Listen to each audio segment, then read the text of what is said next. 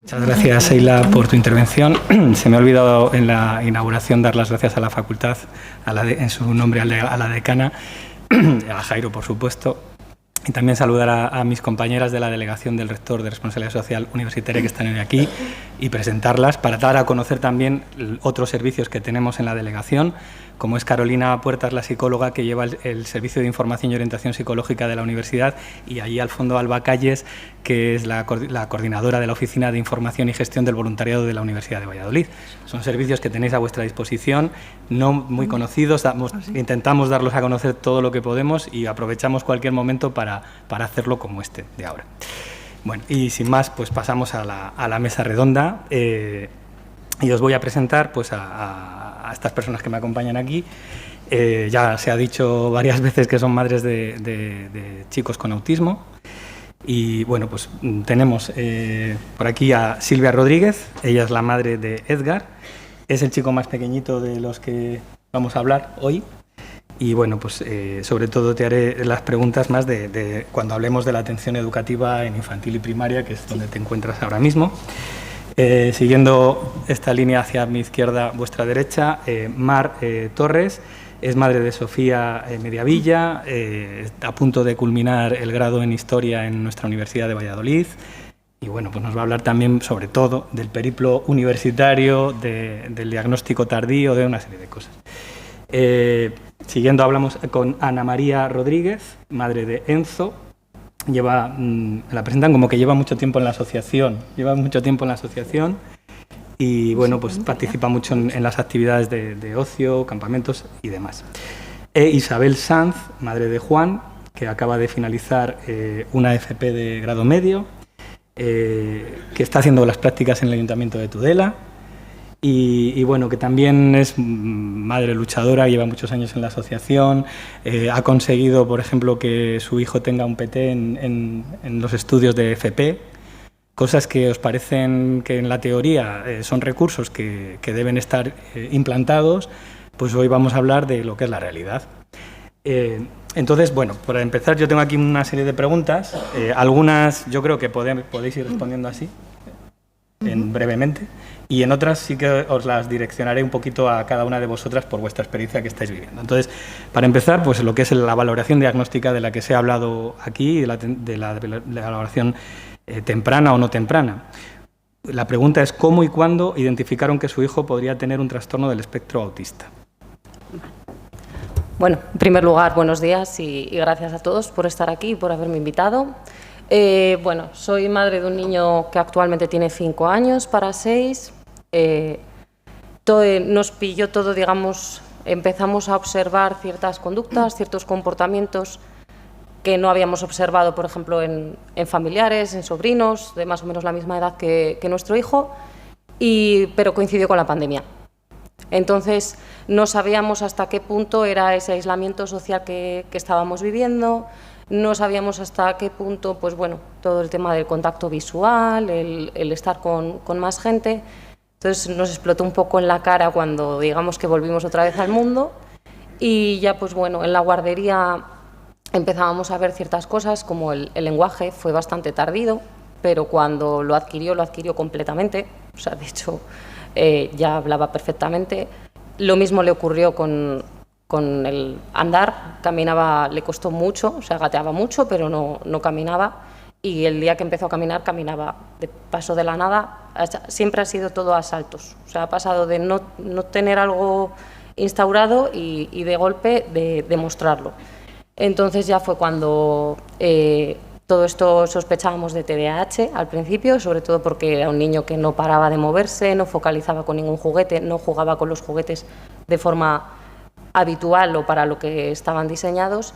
Y entonces fue cuando ya pues empezamos con una psicóloga privada que era experta en trastornos del neurodesarrollo y ya fue la que nos dio la voz de alarma de que bueno, pues que igual posiblemente también haya un TDAH, pero que mirásemos porque bueno, pues ella nos derivaba a la pediatra y ya pues bueno, la pediatra nos pasó el MChat, las 10 preguntas, de ahí nos mandaron centro base, psiquiatría, neurología.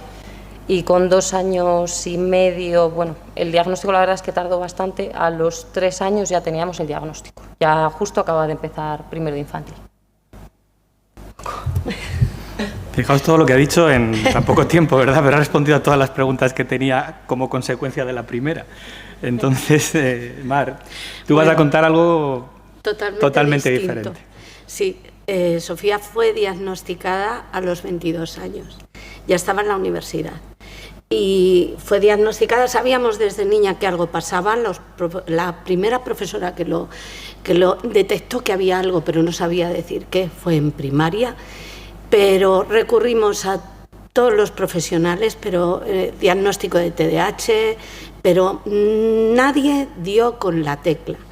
De resultas, una depresión de caballo al acabar el bachiller y un parón de 1 año, en los que no era ni capaz de salir de casa. Entonces, a raíz de ahí, entramos en psiquiatría y para tratarla de la depresión. Y en una revisión rutinaria al cabo de 1 año, la psiquiatra que estaba haciendo una sustitución me dijo: yo creo que tu hija no tiene TDAH, tiene otra cosa. Claro, de repente yo recuerdo aquello como 2 lágrimas caérseme sin saber qué. Sabíamos que algo pasaba porque su mismo hermano mayor decía, no sé si conocéis la serie de Big Bang Theory, y decía: Sofía es Sheldon. Sofía es Sheldon. Sofía no es un cerebrito, está en la universidad y tiene TEA, ni mucho menos es un cerebro, tiene unas enormes dificultades. No hablaba, no habló hasta los 3 años. Los profesionales me decían: ya hablará. Bueno, pues ya hablará. Sofía no tenía relaciones sociales. Pasamos una secundaria dolorosísima para mí, para los padres y también para ella, que era consciente de lo diferente que era, pero nadie nos decía qué pasaba. Hasta que esta doctora nos encaminó a Salamanca, porque entonces desconocíamos que existía la asociación, y allí salimos con el diagnóstico del brazo y la recomendación de que recurriéramos a autismo. Fue un alivio, un alivio. Fue duro recibir el diagnóstico, pero a la vez fue un alivio tremendo, porque a partir de ese momento dijimos: ahora ya podemos. Fuimos a la asociación y bueno, ya supuso todo distinto entre la asociación y el secretariado de Asuntos Sociales en la facultad. Todo ha sido mucho más fácil. Ha sido muy duro, pero ha sido también más fácil. Nos hemos encontrado profesionales maravillosos en la facultad, profesores fantásticos y bueno, alguno más reticente, pero bueno, como todo en botica. El problema social sigue estando ahí. Eso básicamente es la historia resumida en 1 minuto. Bueno, tendremos más tiempo para extendernos. Lo que quiero recalcar es lo dañino, lo difícil, lo complicado que puede ser un diagnóstico tardío, lo difícil que es dar con un diagnóstico acertado, porque estamos hablando del trastorno del espectro autista, pues tiene comorbilidad con otros diagnósticos, sobre todo mucho TDAH. Hay lo que llaman la doble excepcionalidad, puede ser TEA con altas capacidades, TEA-TDAH. Entonces, dar con un profesional, una profesional que acierte exactamente con el diagnóstico es importantísimo y no es tan frecuente como parece. Entonces, no sé si Ana tiene experiencia al respecto de esto.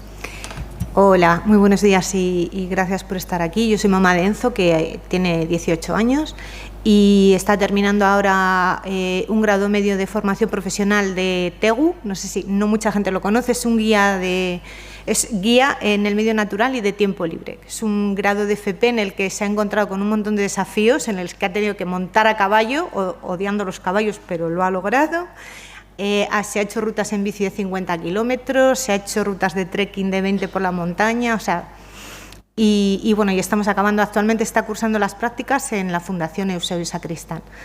Y para nosotros el diagnóstico nos llegó con aproximadamente 3 años, entre 3 y 4 años, no recuerdo exactamente. En la guardería tengo constancia a posteriori de que tuvieron sospechas, pero por no crearnos problemas y por no... Estábamos pasando por otra situación familiar difícil, yo tenía a mi padre muy enfermo, por no crearnos problemas, no nos dijeron nada. Y para mí eso lo tengo guardado porque me resultó, o sea, me hubiera ayudado bastante que ellos ya hubieran dado la voz de alarma y haber empezado en el centro de atención temprana, pero no fue así. Y entonces cuando empezó en el cole, a los pocos días, su profe me dijo, yo creo que tu hijo es autista, con estas palabras. Claro, para mí fue un impacto terrible. Y nada, y ahí empezamos un periplo de pediatría. Me acuerdo que para aquellos entonces íbamos a la facultad de logopedia porque cuando en aquella época no tenías un diagnóstico claro entre los 3 y 6 años, no tenías como derecho a terapias. Fijaos, o sea, qué barbaridad. Y entonces estuvimos en la facultad de logopedia para acudir a clases de logopedia porque él tenía muchas dificultades para comunicarse. Fue como lo que nos dio la voz de alarma desde que era muy pequeño. Le costó mucho empezar a hablar. Luego sí que tenía otros comportamientos, pero sí que mantenía la mirada, sí que, o sea, era como una cosa un poco entre medias de todo. Bueno, pues al final ya estuvimos en psicología infanto-juvenil y ahí ya después de hacerle un tesados y psicología, psiquiatría, ir, venir, volver, o sea, de verdad, un periplo interminable, nos dieron un diagnóstico de trastorno generalizado del desarrollo, que era el trastorno que había antes, que englobaba un poco a todas estas patologías.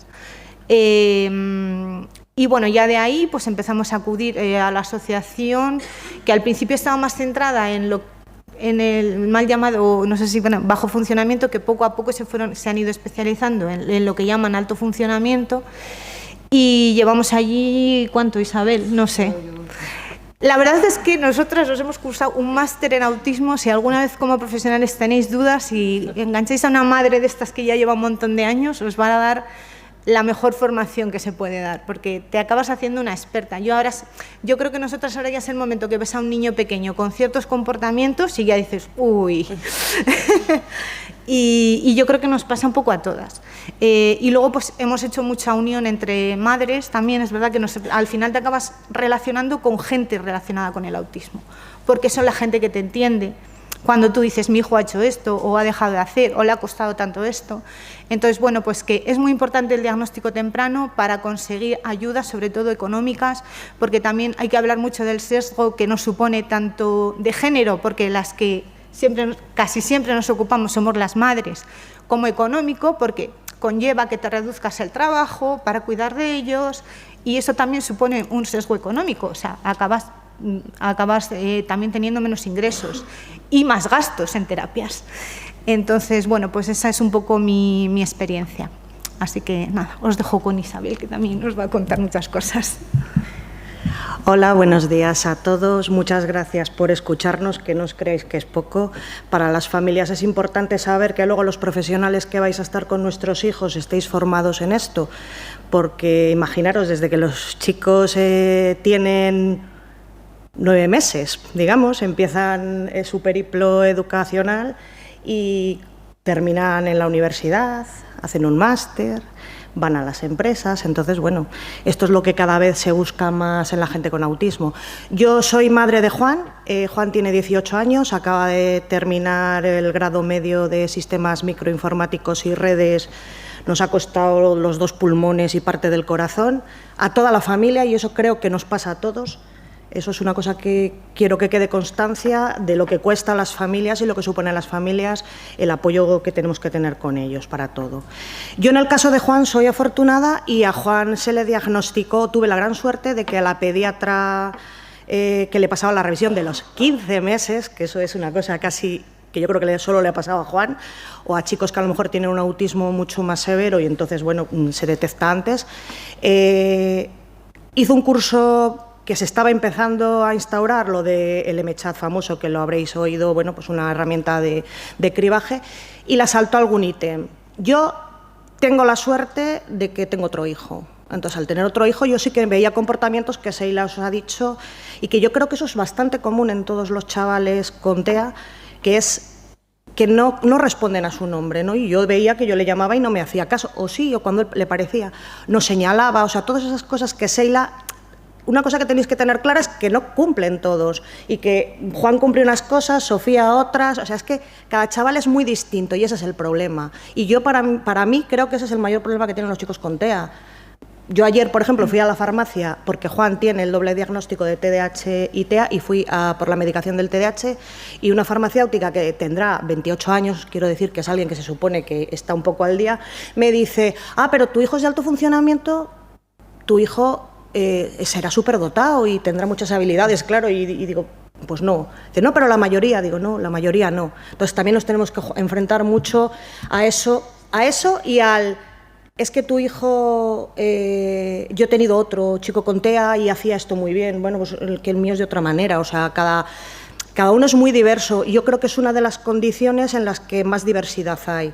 De hecho, yo a Sofía la conozco, a él no le conozco porque es muy chiquitín, a Enzo le conozco, o sea, al final todos somos una familia y cada chico es muy distinto. Entonces vosotros en el aula os vais a encontrar con chicos muy distintos. Yo tuve la suerte, ya os digo, de que a Juan le diagnosticaran o vieran señales con los 15 meses. A los 18 le volvieron a pasar el MChat y fuimos a INICO, que en aquel entonces era donde se diagnosticaba. Hasta los 6 años no tuve, con Ricardo Canal, y además yo tuve la suerte de que en ese momento era Ricardo solo el que estaba. Hasta los 6 años no tuve un diagnóstico definitivo, pero yo empecé a trabajar a los 15 meses. A los 15 meses yo empecé terapia con Juan. Quiero decir, tampoco hay que buscar, está muy bien tener un diagnóstico, pero ante el más mínimo problema, vamos a ver, estamos hablando de una terapia conductual, de una terapia de apoyo, de avisar al profesorado en que te ayude, no pasa nada. Que luego no es, porque es que en esa época no era o sea, no te hablaban de autismo, te hablaban de un trastorno generalizado del desarrollo, en el caso del mío, no específico, que eso es el cajón desastre de no tenemos ni idea de lo que le pasa a su hijo porque tiene 15 meses. Pero las familias lo que tienen que hacer es trabajar. Y claro, es muy complicado cuando tú, el niño es tan pequeño, le llevas a la guardería y dices, creo que a mi hijo le pasa esto. Y la persona que tienes delante, que es un profesional, te dice, ya, pero ¿y cómo lo hago? Y te tienes que estar informando tú y contar con la buena voluntad de la otra persona que te ayude. Entonces eso te va pasando por todos los momentos. Lo que quiero decir es que a los 15 meses te pueden diagnosticar muy pronto, pero si no te pueden pensar qué tal, pero hay que trabajar ya. No puedes esperarte a tener un diagnóstico en firme porque te vas a los 22 años de Sofía. Sí. En ese sentido quería recalcar en tu intervención dos cosas. Como expertas que lo sois en autismo, sí es verdad que todos estamos diciendo que hay múltiples rasgos, que en cada persona se manifiestan de una manera, pero sí hay un hilo conductor, ¿verdad? Enseguida detectas que por una conjunción de rasgos puede al final llegar a un diagnóstico de TEA. Eso es así, ¿verdad? Sí, pero sin embargo, ¿por qué cuesta tanto el diagnóstico de los profesionales? Esa es la otra cosa que quería decir, en base a lo que ha dicho Isabel, ¿no? El actuar inmediatamente. Es decir, muchas veces yo también he tenido la experiencia de acompañar a madres y a padres en un diagnóstico, y en los centros educativos, en pediatría, como que te van dando largas hasta que llegue un diagnóstico, como que, no sé, si te dejas llevar por sus indicaciones, pues igual tarda más el diagnóstico, por tanto tarda más el ponerse en manos a la obra. Totalmente. Para ayudar. Yo recurrí a psicólogos, recurrí a profesionales privados y de la seguridad social y nadie supo detectarlo. También es verdad que pronto nació Sofía. Si hubiera nacido hoy seguramente sería muy diferente, pero nació en el 96. No había nada. Eso quiere decir que también hemos evolucionado muchísimo, rápidamente. Sí, ha evolucionado una barbaridad. Diagnóstico, ¿verdad? Una barbaridad. Yo, por ejemplo... Hay protocolo, por ejemplo, la Junta de Castilla y León tiene un protocolo de diagnóstico y demás. Se ha evolucionado mucho porque yo, por ejemplo, recuerdo con Juan, yo lo primero que hice, yo conocía el mundo de Fundación Personas, que en aquel entonces era Asprona, y yo lo primero que hice fue llamar a Asprona porque por mi trabajo conocía, y me dijeron, pues existe el Corro, o sea, tienes la suerte de que existe Autismo Valladolid, que en ese momento era el Corro, pero solamente trabajaba para gente de bajo funcionamiento, digamos. Entonces te ves con un chico con TEA que te están diciendo, en principio parece que no va a estar gravemente afectado para tener que ir a educación especial. O sea, necesito trabajar con él. O sea, le tengo que llevar atención temprana, la persona de atención temprana tampoco tiene formación en ello, porque son muy pequeños, y tocan un poco todas las áreas. También hay que tener en cuenta que, claro, hay mucha gente que o sea, cuando les pasan estas herramientas dan unos positivos que luego no llegan. Entonces, que a la familia le digan eso te pegan un susto de muerte. O sea, te quiero decir que no es un... Entonces yo también entiendo por parte de los profesionales que cuando quieren decirte se curan ellos en salud, para que las familias, bueno, pues hasta que no lo tienen muy claro, pero que yo, por ejemplo, en el caso mío, que yo me daba igual, o sea, no es que me diera igual, que yo decía, yo lo que quiero es empezar a trabajar con él como sea. Pasa algo, porque yo, Juan, por ejemplo, hablaba muy poco, entró en el colegio, leía y no hablaba, y leía perfectamente. De la estimulación que había tenido, te quiero decir que probablemente si no lo hubiera estimulado tampoco hubiera aprendido a leer. Pero claro, tienen una forma de aprendizaje muy distinta a cualquier otro, y sobre todo lo notan mucho las familias que tienen otros hijos. La gente que solo... Imagínate, claro. por ejemplo, en el caso de Sofía, que veíamos que había problemas sociales y veíamos que había problemas académicos. ¿Y qué herramientas teníamos? Cero. Clases particulares donde se iba el sueldo de mi marido mío hasta las 9 de la noche, agotador para ella, para que pudiera terminar una ESO y no digo ya un bachiller. O sea, el esfuerzo sobrehumano, como decíais, económico, emocional, porque dices, bueno, ¿qué estamos haciendo mal o qué es lo que no sabemos hacer o qué ocurre? Que mi hija no tiene amigos, que mi hija no se relaciona en el colegio, que le pregunto qué hace en el patio y me dice, no, estoy sola. Que me ha llamado la atención lo que ha dicho Sheila, porque me traía piedras en el bolsillo, coleccionaba piedras. La piedra. O sea, y te ves que dices, ¿dónde voy? ¿A quién recurro? Fue terrible. Bueno, con ello os iba a preguntar por la asunción emocional del diagnóstico y tal, pero yo creo que lo habéis clavado, lo habéis dicho cada una de vuestras intervenciones. Entonces vamos directamente a las etapas educativas y empezamos de los más pequeñitos a los que ya están en la universidad. Entonces primero hablarías tú, Silvia, pues eso, ¿cómo fue la adaptación de tu hijo a la etapa de infantil? ¿Cómo fue la comunicación con los maestros en esta etapa? Esto es lo que decía yo de los objetivos, ¿no? De enseñar a los futuros profesionales el qué se debe hacer y el qué no se debe hacer, ¿no? Perfecto, vale, porque a día de hoy pues seguimos luchando. Lo mismo que luchas por un diagnóstico, luchas por evidentemente que tu hijo esté bien en el aula. Nosotros ahora mismo yo estoy mirando mucho septiembre ya. ¿Por qué? Porque cuando lo vi hace poco en internet, me gustó, una madre de un niño con autismo decía que mientras las otras madres están preocupadas por el fin de infantil, el cierre de etapa, las fotos, esa fiesta que va a haber en el colegio, nosotras estamos preocupadas por cómo va a ser la primaria. Estamos preocupadas por ese cambio. En mi caso, yo tengo la suerte de que la tutora ha sido durante 3 años la misma. Claro, eso para una persona autista, tener una persona de referencia durante 3 años es una suerte. El sistema no está ideado así, ¿verdad? No, nosotros que estamos en un colegio que es un CRA, entonces al ser un colegio de pueblo es todo infantil, la clase está unida. Es la ventaja que hemos tenido. La dificultad, pues yo estoy pensando en cómo va a ser ese cambio a primaria, ese cambio de referencia, ya pues te mueves, hablas con los orientadores, hablas con todo el personal que se tiene que involucrar en el sistema educativo. Y bueno, pues de cara a una adaptación para el paso de primaria, que la tutora que ha tenido esté cerca por si la necesita como punto de referencia, porque bueno, pues como comentaba Sheila, se les puede notar, por ejemplo, mi hijo enmascara muchísimo.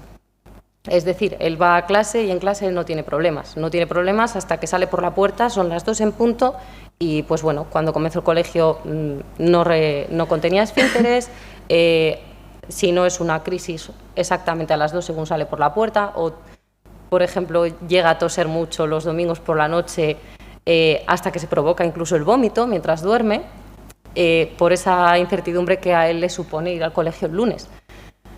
Al colegio se lo dijimos mantuvimos contacto desde el primer momento, incluso antes de tener un diagnóstico. Evidentemente, el diagnóstico es muy importante. ¿Por qué? Porque es un poco también evitar esa justificación, el ir justificándote. Ya tienes un documento que te está diciendo que tu hijo está dentro del trastorno de espectro autista y eso ya te abre las puertas. Por lo menos ya no... Si ya de por sí muchas veces te sientes que te tienes que justificar constantemente, incluso con ese diagnóstico, ya sin el diagnóstico es ¿cómo explico yo esto? ¿Cómo explico esta conducta inapropiada de mi hijo? Luego, claro, haces averiguaciones y al final no ha sido tan conducta inapropiada de tu hijo, sino que igual ha sido todo el entorno, todo lo que has recibido en ese momento, y al final lo que ha tenido tu hijo es un colapso. Es un poco difícil la relación. O sea, a mí me gustaría, ya que os estáis formando, abrir la mente porque ya no solamente dentro del autismo, que es lo que nos concierne y que es muy importante, con cualquier niño. O sea, son diferentes y no podemos tratar a todas las personas iguales y no negarles cosas porque tú creas que eso va a ser una complicación en el aula. Por ejemplo, lo mismo que nadie le negaría a un niño de 4 años que necesita unas gafas, no le niegues unos cascos de cancelación auditiva. No, es que los demás niños lo van a querer. Bueno, pues igual a los demás niños y a ese profesorado hay que enseñarle y educarle a que es que ese niño, si no igual en ciertos entornos, no puede estar. Y eso va a hacer que esté mal. O que necesite un mordedor en un momento adecuado, o levantarse. Es que si se levanta uno, se van a levantar todos. Yo igual es que también lo tengo muy reciente, pero era un poco lo que me pasaba en el colegio. Y al final, sí, pero es que igual no todos los niños necesitan, o otros niños lo necesitan y otros niños tienen otras características. Igual hay que flexibilizar un poco esa educación, hacerla más individualizada. Fijaos que estamos hablando de ajustes razonables, no estamos hablando de adaptaciones curriculares significativas. Quiero decir que no son medidas extraordinarias del currículum que tienes que modificar contenidos ni nada de eso. Estamos hablando de pequeñas cosas que pueden hacer que no se dispare la ansiedad, que puedan ser más funcionales. Fijaos, son academias, estas madres y estos padres, que no están, pero yo sé que también contribuyen, por supuesto, son academias de alternativas, ¿no? Van haciendo que es cómo sus hijos tienen que aprender la normalidad, entre muchas comillas, ¿verdad?, no entendiendo la normalidad. Entonces, es un esfuerzo, es un sobreesfuerzo. Bueno, seguimos en la etapa educativa. Ana, tu hijo está en mitad del proceso de formación profesional. Sí. ¿Cómo es esa relación, los orientadores, pues el centro? El miedo del cambio de etapa siempre es aterrador para cualquiera, pero para nosotros es tremendo. Entonces, nosotros llegamos aquí a esta FP un poco por descarte, porque el problema es cuando se termina la ESO, es que las etapas intermedias, de repente te dicen, es que no hay apoyos. Y tú dices, ¿y qué hacemos ahora? O sea, aparte de que ya en las etapas en las que sí que tienes reconocidos apoyos, los apoyos siempre son muchísimo más escasos de lo necesarios, porque los medios son muy escasos, desafortunadamente, y en vosotros como profesionales recaerá, pues es verdad, quizás esa sobrecarga de trabajo porque no hay medios. Yo cuando llegué el cambio de etapa, bueno, pues la verdad es que mucho miedo, pasas mucho miedo.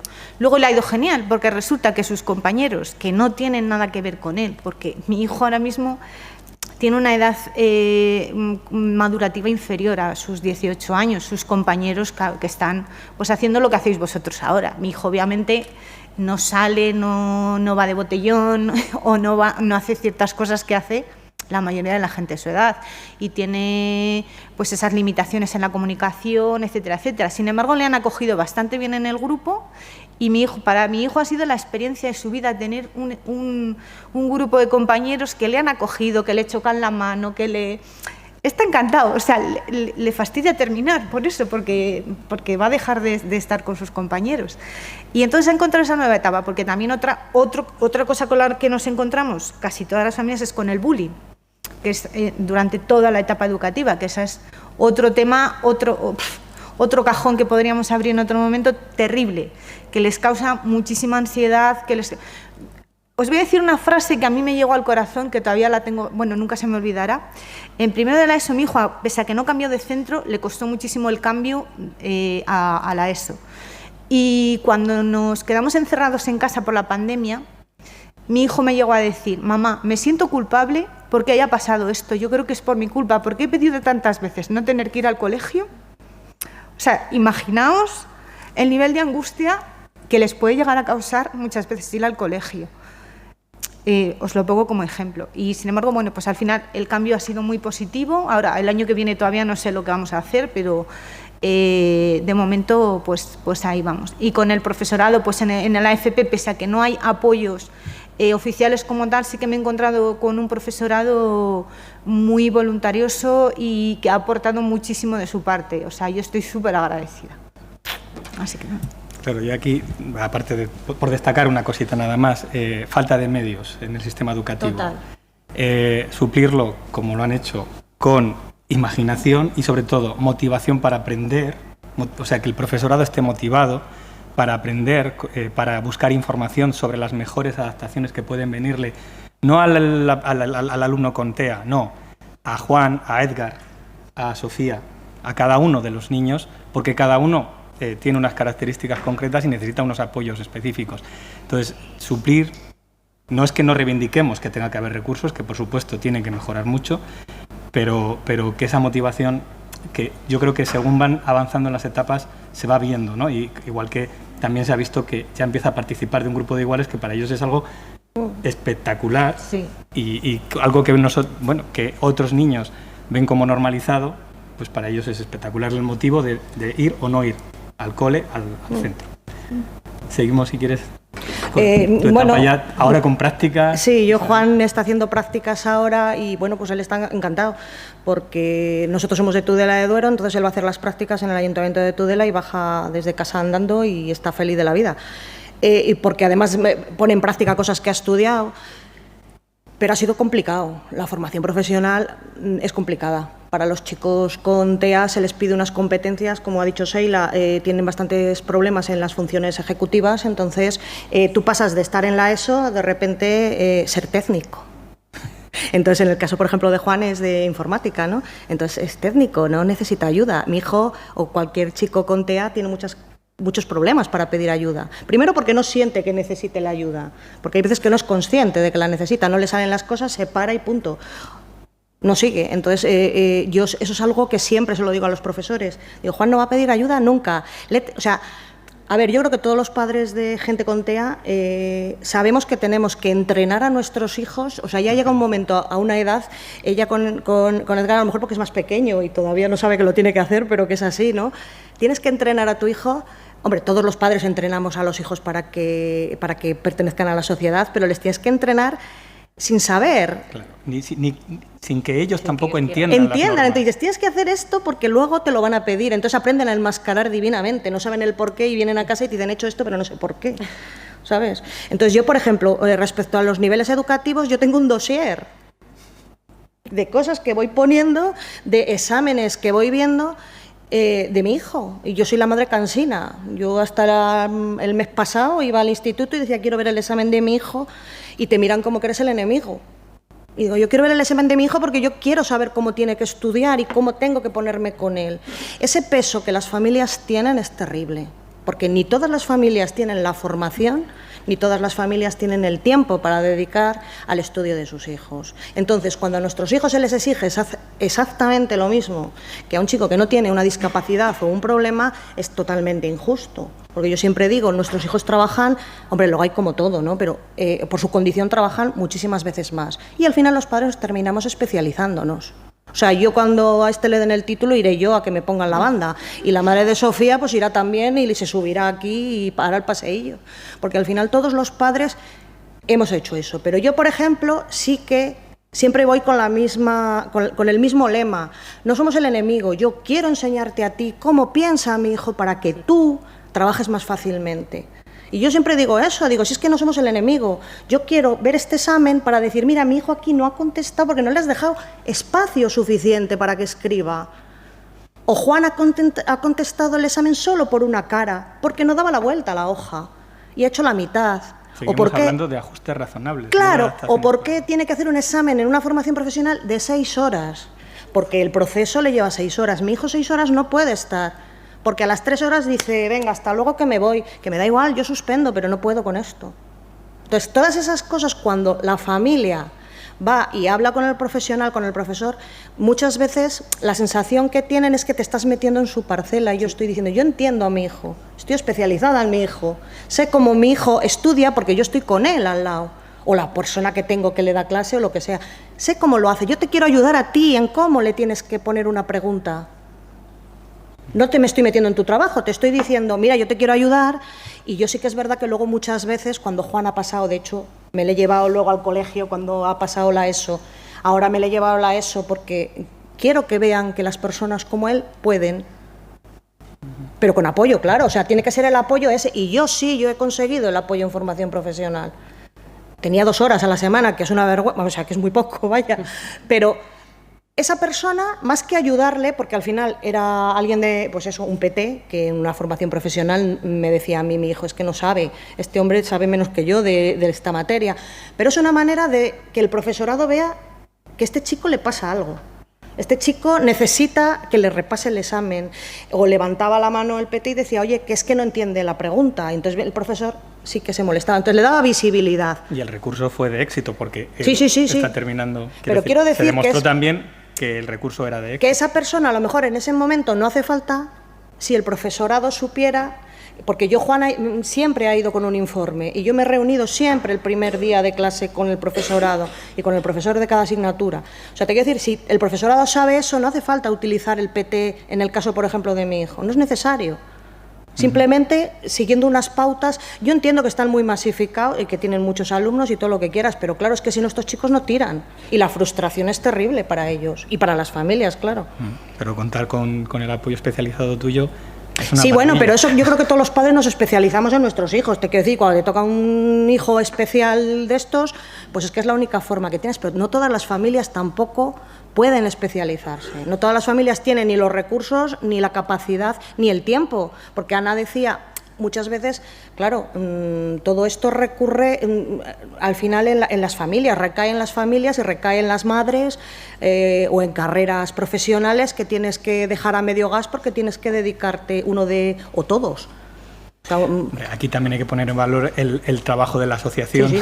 Que en aquellos casos también os acompañan y también os dan orientaciones e indicaciones para ir especializándoos vosotras, pero ellos son los especializados también, entonces trabajando en equipo y con el... Sí, ellos, yo por ejemplo, siempre que Juan empieza clase van al centro siempre, pero que te quiero decir que al final pues ellos van y pueden dar una charla o las que les pidan, pero sí que es verdad que desde el profesorado como que...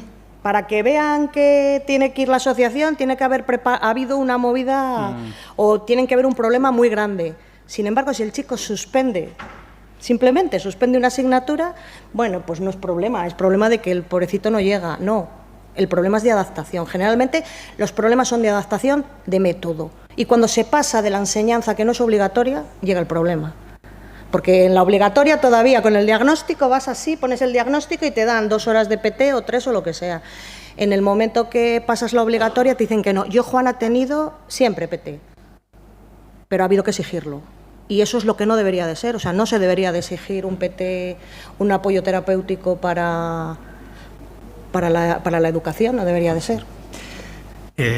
Mar, en tu caso, lo que hemos hablado de educación Sofía, ya todo no le ha obligatoria. llegado tarde porque no ha tenido absolutamente nada de eso, ojalá, porque hubiéramos ahorrado el esfuerzo, la depresión.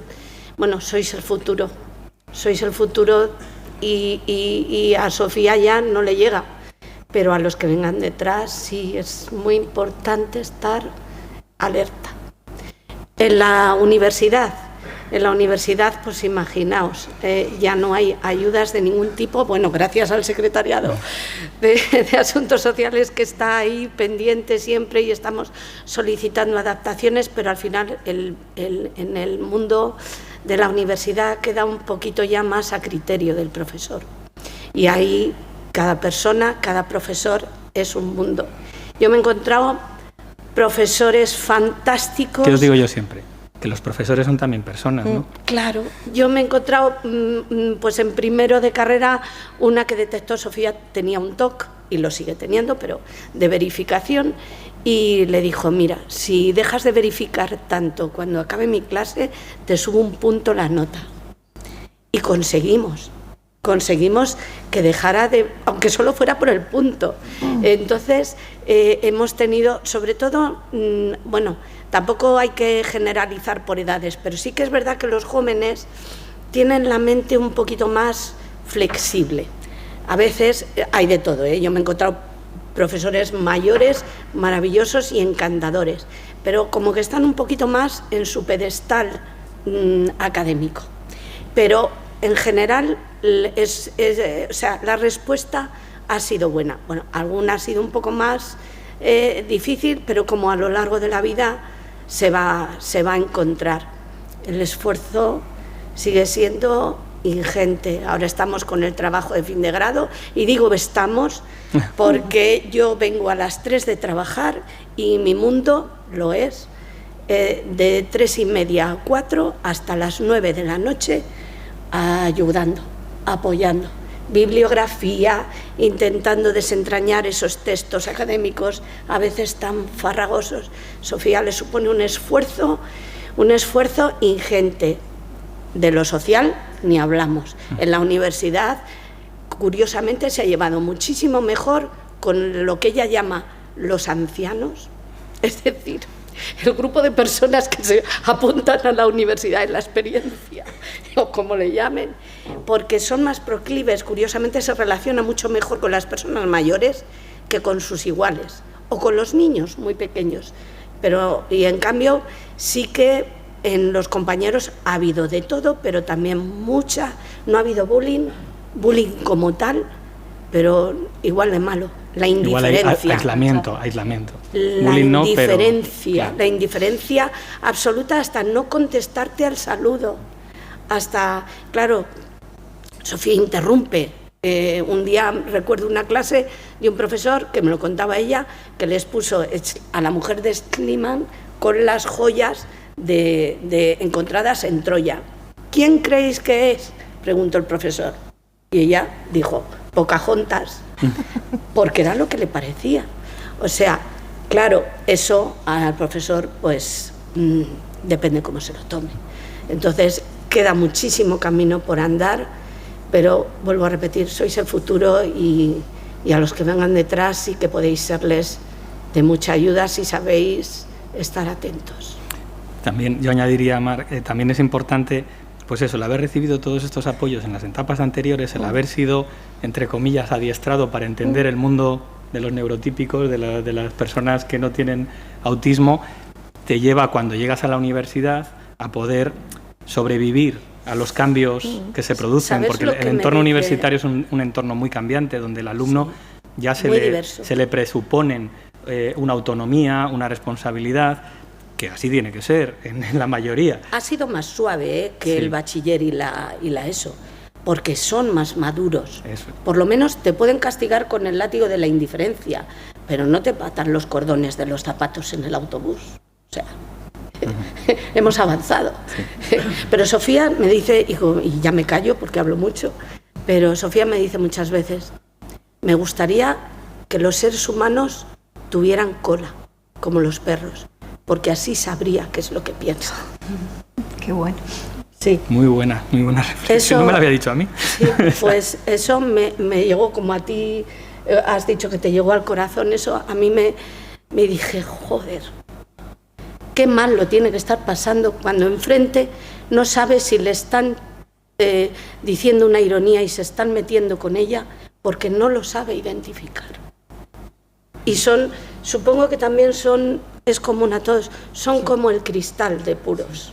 Son incapaces de una maldad con carácter general, pero no son capaces de maldades, son transparentes y claro, al ser transparentes son muy vulnerables. Tenemos poco tiempo ya, entonces sí que quería abordar, porque así lo decíamos en el título, seguro que hay algún alumno también aquí de trabajo social, o debería, o alguien de educación social, y está todo el tema, hemos abordado el tema educativo, hemos abordado cómo se relacionan estos chicos y las familias en el contexto educativo, pero está el contexto de los servicios sociales. Está, por ejemplo, la valoración de la dependencia. Sé que hay dos por aquí que han sido valorados de la dependencia. En el ámbito educativo, porque llevamos muchísimos años también trabajando con los profesionales de la educación, la atención temprana, la atención en el aula y demás, pero en el ámbito de los servicios sociales, cuando llega alguien con autismo, ¿cómo lo reciben o cómo digamos, os acompañan en esa valoración de la dependencia? ¿Qué aspectos deberían de mejorarse? Vosotros dos, ¿no? ¿Sois? Sofía también. Sofía también, pues. Yo creo que entonces Todos, pues. Sí. Pero tiene que ser una ronda rapidita, de esas picaditas como el... Bueno, nosotros con 18 nos acaban de valorar de nuevo. Llevamos con dependencia y discapacidad desde los 10 años o 12, ahora no recuerdo. Ahora mismo Enzo tiene un 49% de discapacidad con ayuda de tercera persona, lo cual supone que no tienes nada de ayuda económica ni de nada. Yo tampoco sé si mi hijo va a poder trabajar 8 horas, creo que no. Si no tenemos otra ayuda, pues... Y luego tiene un grado 2 de dependencia, lo cual es imprescindible para que pueda recibir las terapias, porque si no, no podríamos pagarlo. Entonces, gracias a eso, sí que es verdad que la dependencia no está funcionando mal. La gente que viene a casa, pues bueno, al final, yo siempre recomiendo a las familias que ¿se viste solo? Pues hombre, sí, se viste solo, pero si no le colocas la ropa o le das unas pautas de, pues a lo mejor te sale con bermudas en invierno. Entonces, pues hay que ser luego muy sincero con ellos. En general son bastante comprensivos los que vienen y es fundamental para nosotros las ayudas económicas, que son pues para las terapias, no son para otra cosa, si no sería imposible. Al final revierten en la sociedad todo ese dinero que se emplea, revierte en su bienestar para que ellos en la sociedad puedan estar incluidos y puedan desarrollarse como personas y laboralmente, por supuesto. Ese es otro melón. Ahora lo hablo. Claro, la dependencia es algo que, bueno, es algo que no es obligatorio, quiero decir, como la discapacidad, como nada. O sea, tú realmente si quieres lo solicitas y si quieres no. En trabajo social, pues bueno, para la dependencia y también para la discapacidad os vais a encontrar, pues eso, con que vayan familias a que les valoren la discapacidad de sus hijos, que eso van con los informes médicos y luego un poco hablar con las familias. Pero una cosa que yo siempre digo es que hablan con ellos. O sea, cuando ya llegan, por ejemplo, a edades un poco más adultas, cuando son pequeños no, pero cuando llegan a edades más adultas, hablan con ellos. Como caigas con un chico que enmascara muy bien, pues va a ser todo feliz y súper fenomenal. Entonces, claro, yo siempre digo que demando que se hable con las familias, porque realmente los que sabemos las dificultades que tienen somos las familias, porque ellos no son conscientes muchas veces de las dificultades que tienen, o son conscientes. Pero una persona que tiene problemas de empatía no solamente es pensar lo que el otro opina de ti, sino de lo que yo quiero hacer, de lo que yo soy capaz de hacer. Eso lo tienen todos un poquito afectado, ¿no? Entonces, claro, si le hablas con ellos y te dicen que todo va fenomenal y a lo mejor les coges en un día que te articulan todo perfecto, pues resulta que no le das un 33% de discapacidad y una dependencia porque dice que él va solo a todos los sitios, claro. O sea, te quiero decir que hay que pensar, y yo creo que se debe de valorar el hablar con las familias, aparte o como ellos estimen. Es importante, porque la financiación es esencial. O sea, no hay familia, bueno, a lo mejor sí, habrá gente con mucho dinero, ¿no? Pero esto es muy caro. O sea, si tú quieres que tu hijo, por ejemplo, vaya a trabajar, que es el tema que a lo mejor quieres tú luego tocar luego, y dices, bueno, tiene que trabajar y necesito que vaya un asistente con él a formar. Porque llegará el momento en el que la sociedad esté formada, que mi hijo siempre dice, es que qué bien, porque mis amigos nosotros somos de un pueblo, ¿no? Mis amigos del colegio ya saben lo que es el autismo, porque me conocen a mí. Los amigos del instituto ya saben lo que es el autismo, porque me conocen a mí. Y ahora, como dice él, ahora en el instituto este nuevo al que he ido ya saben lo que es. Vas formando, porque cada chico con autismo va formando a su entorno. Yo creo que es al final lo que hay que buscar, ¿no? Formar un poco a la sociedad para que cuando vea a alguien con autismo le trate con normalidad, no, tampoco pasa nada. Pero es que hace falta dinero para eso. Entonces, la dependencia es una cosa muy importante, pero hay que valorar a la familia también. No solamente si tiene una casa grande con 2 cuartos de baño y piscina, sino los problemas que el chico tiene, muchas veces tiene que ser, y yo esa es una demanda que hago sobre todo cuando pasan a los 18 años, porque ya ellos les tratan como adultos, entonces les hacen las preguntas a ellos, entonces, bueno, pienso que eso es una cosa bastante importante a la hora de hacerlo. Transgredir un poco esos cuestionarios que tienen, que son muy instrumentales, sí, funcionales, ir un poco a un enfoque sistémico, valorando no solo la capacidad o discapacidad o dependencia del sujeto, sino cómo favorece o no las dificultades que hay en el entorno. Y Claro, yo quiero decir, yo por ejemplo, mi hijo en su pueblo no tiene dificultades, pero yo se viene a Valladolid aquí y se le comen los lobos, porque no sabe manejarse, te quiero decir. Igual es que encuentra un trabajo en Valladolid. Claro, entonces yo no le puedo decir, es que no puedes venir a Valladolid y solo te tengo que traer yo, no, hay que, o sea, y para hacer eso necesito un entrenamiento, tiene que venir un asistente y eso necesita una financiación, que ya os digo yo que es mucho dinero, porque no son un día ni dos, es mucho tiempo hasta que aprenden a hacer las cosas. Algo que el resto de los seres humanos aprendemos poco a poco, pues a ellos les cuesta mucho más, claro. ¿Queréis añadir algo más? Yo, en el caso del reconocimiento de la discapacidad de Sofía, que surgió porque me lo recomendó Álvaro, yo era más reticente. Yo decía, ¿cómo Sofía va a tener? Es que no creo que... Y al final fuimos y la valoraron con una discapacidad un 37 y un grado de dependencia 1. Pero a mí sí me dejaron intervenir. Primero entró Sofía sola y ella dijo, ¿puede entrar mi madre? Y dijo, pues bueno, vale. Y entonces sí que pude aclarar cosas que Sofía percibe de una manera, pero que no es así, no es la realidad, y sí que me permitieron estar en la valoración el psicólogo, y sería casualidad, no me preguntes por qué, pero sí que me lo permitieron, y en la valoración de la dependencia estuve con ella, vinieron a casa y sí me dejaron intervenir, no fue algo estanco donde solo fuera Sofía y ya está, aunque fuera para matizar algunas cosas. En el caso de Sofía sí que fue así. Muy bien. ¿El caso tuyo? Bueno, así un poco breve, pues Edgar ahora mismo tiene reconocido un 35% y tiene dependencia también, grado 1. La verdad es que fue muy rápido porque enseguida fuimos con el diagnóstico. Evidentemente, al ser tan pequeño, digamos que bueno, ya el diagnóstico de la psiquiatra prevaleció sobre todo lo demás. Le hicieron la entrevista. A cualquier niño que conozcáis, niña, o que veis con él en el aula, ¿está todo bien? Muy bien, perfecto. ¿Tienes amigos? Sí. ¿Juegas con tus amigos y con tus iguales en el patio? Sí. La realidad es muy distinta.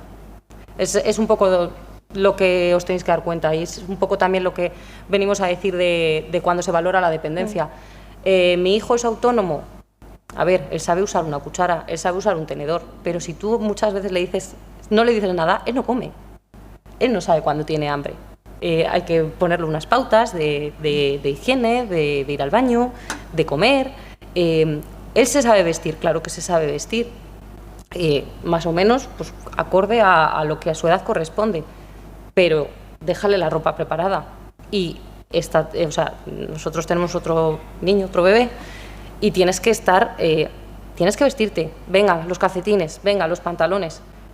¿Es autónomo? ¿Sabe hacerlo? Sí. Y eso pues nos lo dieron la trabajadora social de la asociación, sí que nos lo dijo de cara a que fue un poco la que nos ayudó un poco a meternos en todo este trámite burocrático de la dependencia y la discapacidad, sí que nos lo dijo. Os van a hacer estas preguntas, evidentemente las características que tiene Edgar, pues bueno, pues podrían pasar desapercibidas, y en unos de estos días maravillosos, pues Edgar está muy feliz y aparentemente no hay nada. Pero es todo lo que el apoyo que necesitamos las familias. No voy a decir nada ya, si tener hijos es un privilegio económico, pues tenerlos que llevar a una terapia, psicólogos, actividades especiales, cosas que les puedan venir bien. Evidentemente, económicamente cualquier ayuda es poca, y bueno, y sobre todo también pues sentir un poco apoyo social, yo creo que es el hándicap que hay ahora mismo. Bueno, hemos más o menos abordado todo lo que teníamos pendiente. Falta la última pregunta, que es la primera que hago, pero espero que alguien del público haga alguna más, que es un poco las expectativas, ¿no?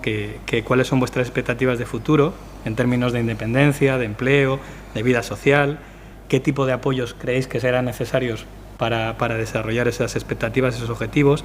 ¿Cómo os imagináis a vuestro hijo dentro de unos años? Todos los que somos papás tenemos a veces esas reflexiones. Entonces, ¿vosotras cómo veis esto de las expectativas de futuro? Si quieres. Empiezo yo. Bueno, lo tuyo es a más corto plazo. Porque es más corto plazo, lo imagino. Bueno, pues a ver, dentro de unos años yo, pues, no sé, yo lo que quiero que mi hijo haga es lo que él quiera. Lo que él quiera, evidentemente, dentro de algo lógico. Si quiere estudiar, que estudie, si quiere trabajar, que trabaje, que se forme. Yo, en este caso, las características de mi hijo es que seguramente tenga también unas altas capacidades pendientes de diagnosticar. Seguramente también el TDAH, que este paso a primaria va a ser muy complejo en muchos sentidos, porque le tienen que hacer el cribado de ACIS. Entonces es un niño que es muy despierto. Considero que si encuentra algo que le gusta no va a tener ningún problema en cuanto a formarse. El problema lo puedo ver más a nivel social. Mi hijo el problema lo tiene a nivel emocional, a nivel social, no entiende el mundo donde vive, entonces hay que educarle en eso. Su padre también es autista, tiene altas capacidades, tiene diagnóstico de TDAH y yo lo veo un poco como su fiel reflejo. Entonces creo que va a ser un adulto funcional, que realmente es lo que quiere esta sociedad. Pero lo que más me importa, o sea, esto me lo preguntas hace 10 años y igual te digo lo contrario, pero lo que quiero es que él sea feliz y sea él mismo. Evidentemente, pues tendrá que tener una capacidad económica, si puede percibirla de su propio trabajo, etc., etc., pero que sea haciendo algo que le guste, porque es lo único que quiere una madre. No hemos hablado de una figura que también se puede contribuir en apoyos que necesitan para la vida independiente, que es la de la asistencia personal. Es una figura que inicialmente se crea para personas con discapacidad física como instrumento para poder hacer las cosas que estas personas no pueden, pero en los últimos años se ha introducido, y todavía tiene que introducirse mucho más, en el ámbito de la salud mental, de la discapacidad intelectual y del autismo. Entonces, quizás en ese futuro, yo me imagino, con recursos económicos, que pueda tener un asistente personal para determinada apoyo en tomas de decisiones, ojalá. Sí. Más. En el caso de Sofía, hace un mes que vive en un apartamento supervisado. Eso es maravilloso, porque claro, ella quiere, en el fondo quiere ser igual que todo el mundo. O sea, ella no desea otra cosa nada más que tener su grupo de amigos, ser madre. Me preguntan muchas veces si ella sería una buena madre. Y le digo, serías la mejor.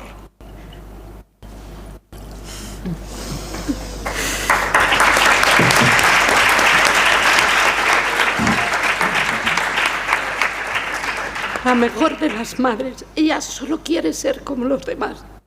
Tener un trabajo. Bueno, pues ahora a nosotros se nos abre un mundo lleno de esperanza y también supongo que de nuevas dificultades. Ya digo, un mes y es ella y 5 chicos, porque no se ha hablado aquí de la brecha de género. Y las chicas son dificilísimas de detectar. Sofía no sabe sonreír, te hace una mueca, pero si no te fijas mucho, pudiera pasar por una sonrisa. Eso es aprendido. O te puede decir algo en serio sonriendo, que también sucede, Sí. y también se malinterpreta. Sí. Entonces se nos abre un mundo, ya digo, y el mundo laboral, que a mí me preocupa mucho, porque sin independencia económica, ¿qué va a ser de ella el día que su padre y yo no estemos? Que como veis, peinamos ya muchas canas. Entonces, pues es un vértigo tremendo, tremendo. No sé. Pero no si sé. vamos en el día a día, Hombre, piso, en ello estamos. piso tutelado, y no hay nada terminar más que los triunfos. estudios. No hay nada más que triunfos, efectivamente. Siempre le digo, el día que dieron la clase de hoy me rindo, nosotros no estábamos, porque no podemos rendirnos, ni ella ni nosotros, a pesar de que a veces el esfuerzo la deje agotada. El simple esfuerzo de tener relaciones sociales porque quiere. Ella quiere, pero no sabe cómo. No sabe cómo establecer relaciones con chicas o con chicos de su edad. No sabe.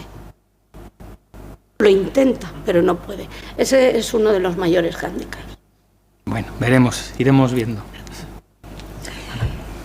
Pues para mí también es una preocupación, para nosotros, para toda la familia, una preocupación terrible, es siempre lo que pensamos todos, ¿no? De qué será de ellos cuando no estemos, eso es inevitable. Y bueno, yo sí que veo dificultades, o sea, bueno, iremos evolucionando, entiendo, pero sí que va a haber muchas dificultades en el terreno laboral, porque al final, pese a que la ley les ampare y meta cupos en las empresas para personas con discapacidad, casi siempre muchas veces están ocupadas por personas con discapacidad motora o que no causan tantos problemas, entre muchas comillas, como quizás nuestros chicos. Entonces sí, es un hándicap muy importante. No sé todavía lo que va a hacer el año que viene, en lo que se va a dedicar. Sí me gustaría por ejemplo, ya vemos como más cerca el tema de que pueda vivir a lo mejor en un piso tutelado, que eso también le daría cierta autonomía, y sobre todo en el tema social también me preocupa mucho. Mi hijo hace listas de amigos, de los de clase, y se hacen, ¿y tú crees que fulanito es mi amigo? Entonces, bueno, pues el tema social también es muy duro. La sociedad en la que vivimos actualmente le rechaza, porque son diferentes. Y entonces también, ya solo como ciudadanos, también debemos muchas veces ponernos en los zapatos de los demás, no como profesionales, como ciudadanos.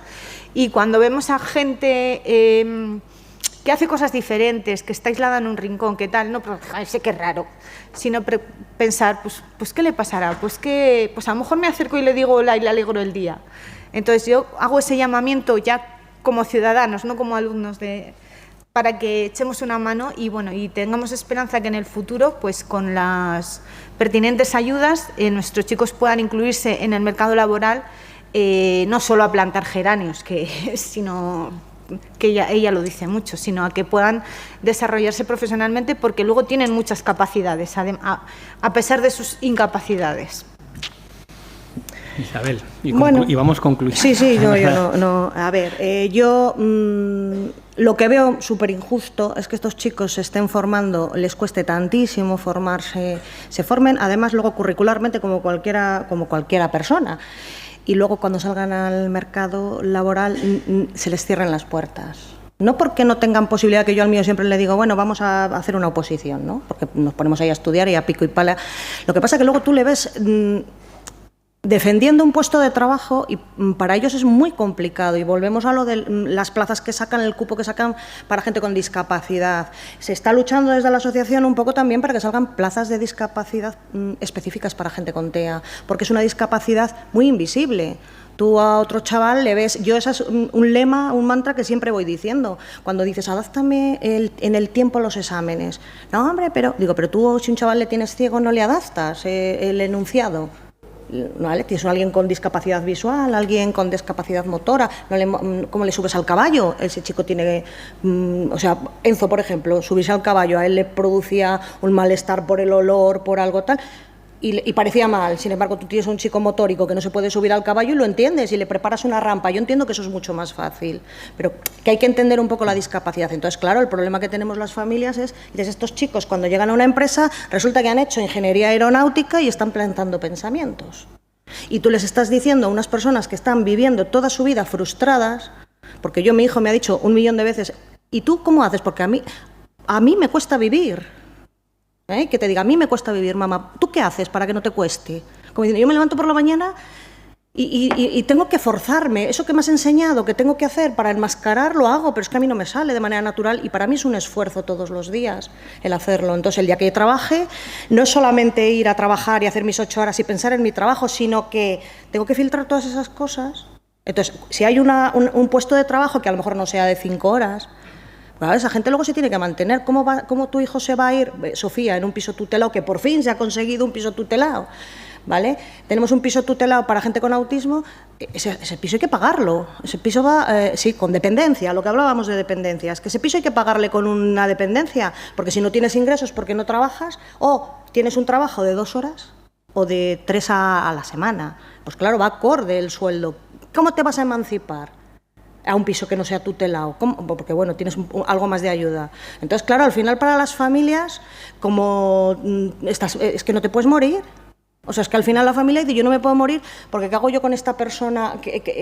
Por mucho que no es la habilidad que tenga o la formación que tenga, porque al final, bueno, pues los chicos pueden tener una superdotación, ser súper buenos en los estudios, pero luego, al final, si no se van a poder enfrentar a un trabajo normal, ¿qué hacemos? Eso socialmente tiene que cambiar, y ahí en trabajo social también, porque en las empresas hay muchas empresas que tienen cuota y ahí hay un trabajo social.